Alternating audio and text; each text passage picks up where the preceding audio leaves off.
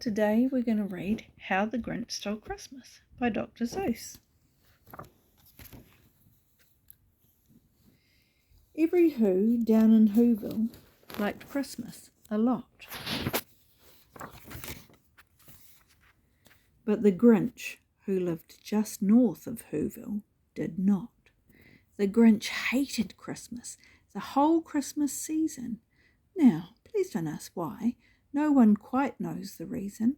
It could be his head wasn't screwed on quite right. It could be perhaps that his shoes were too tight. But I think that most likely reason of all may have been that his heart was 2 sizes too small. But whatever the reason, his heart or his shoes, he stood there on Christmas Eve, hating the Whos, staring down from his cave with a sour, grinchy frown at the warm lighted windows below in the town, for he knew every Who down in Whoville beneath was now busy hanging mistletoe on the wreath. "And they're hanging their stockings," he snarled with a sneer. "Tomorrow is Christmas. It's practically here." Then he growled with his Grinch fingers nervously drumming, "I must find some way to stop Christmas from coming." For tomorrow, he knew, all the Who girls and boys would wake bright and early. They'd rush for their toys, and then, oh, the noise. Oh, the noise, noise, noise, noise. That's one thing he hated. The noise, noise, noise, noise. Then the Whos, young and old, would sit down to a feast, and they'd feast, and they'd feast, and they'd feast, feast, feast, feast. They would feast on Who pudding and rare Who roast beast, which was something the Grinch couldn't stand in the least. And then they'd do something he liked least of all. Every Who down in Whoville, the tall and the small, would stand close together with Christmas bells ringing.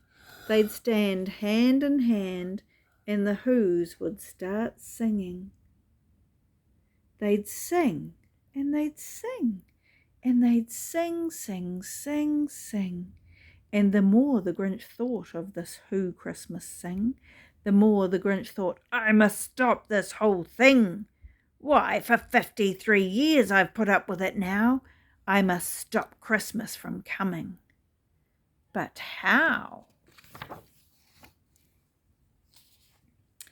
Then he got an idea, an awful idea. The Grinch got a wonderful, awful idea.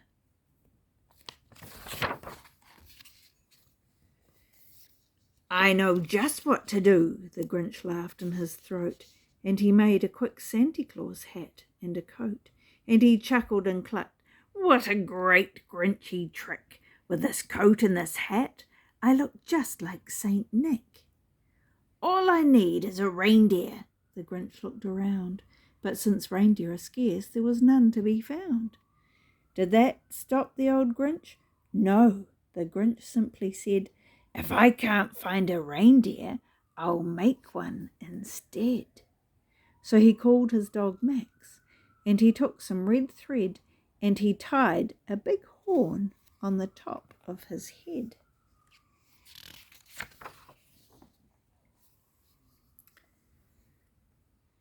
Then he loaded some bags and some old empty sacks on a ramshackle sleigh, and he hitched up old Max. Then the Grinch said, "Get up!" and the sleigh started down towards the homes where the Whos lay a snooze in their town.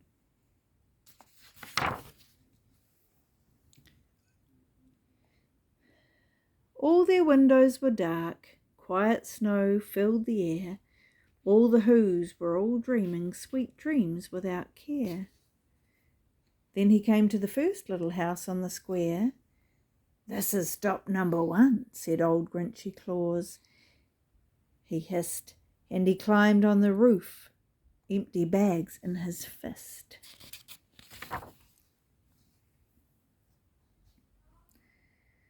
Then he slid down the chimney, a rather tight pinch, but if Santa could do it, then so could the Grinch.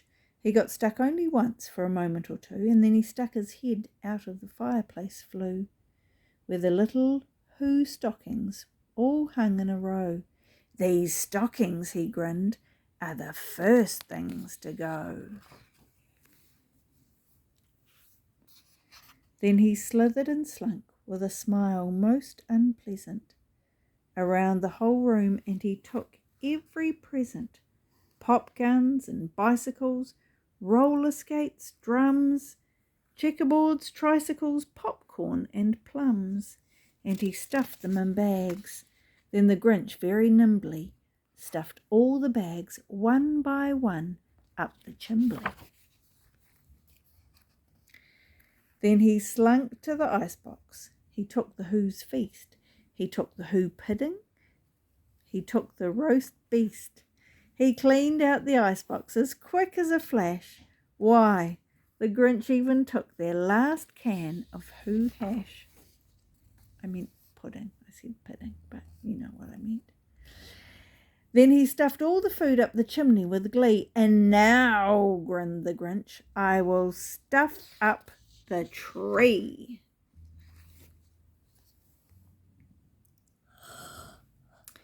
And the Grinch grabbed the tree and he started to shove. Then he heard a small sound like a coo of a dove. He turned around fast and he saw a small Who, little Cindy Lou, who was not more than 2.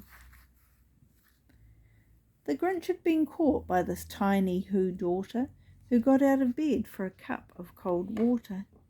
She stared at the Grinch and said, "Santa Claus, why are you taking our Christmas tree? Why?" But you know that old Grinch was so smart and so slick, he thought up a lie, and he thought it up quick. "Why, my sweet little tot," the fake Santa Claus lied, "there's a light on this tree that won't light on one side. So I'm taking it home to my workshop, my dear. I'll fix it up there, then I'll bring it back here." And his fib fooled the child. Then he patted her head, and he got her a drink, and he sent her to bed. And when Cindy Lou Who went to bed with her cup, he went to the chimney and stuffed the tree up.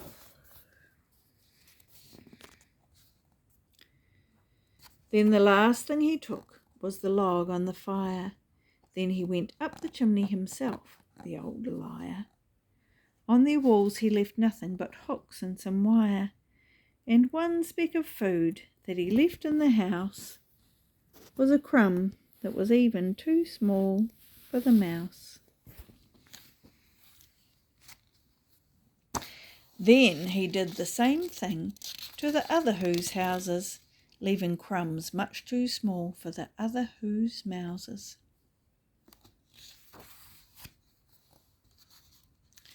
It was 1/4 dawn, all the Who's still abed, all the Who's still a snooze, when he packed up his sled. Packed it up with their presents, the ribbons, the wrappings, the tags and the tinsel, the trimmings, the trappings. 3,000 feet up the side of Mount Crumpet, he rode with his load to the tip-top to dump it. "Pooh-pooh to the Who's," he was grinchiously humming. "They're finding out now that no Christmas is coming. They're just waking up. I know just what they'll do. Their mouths will hang open a minute or two. When the Who's down in Whoville will all cry, boo-hoo." "That's a noise," grinned the Grinch, "that I simply must hear." So he paused, and the Grinch put his hand to his ear, and he did hear a sound rising over the snow. It started in low, and it started to grow. But the sound wasn't sad. Why, this sound sounded merry. It couldn't be so.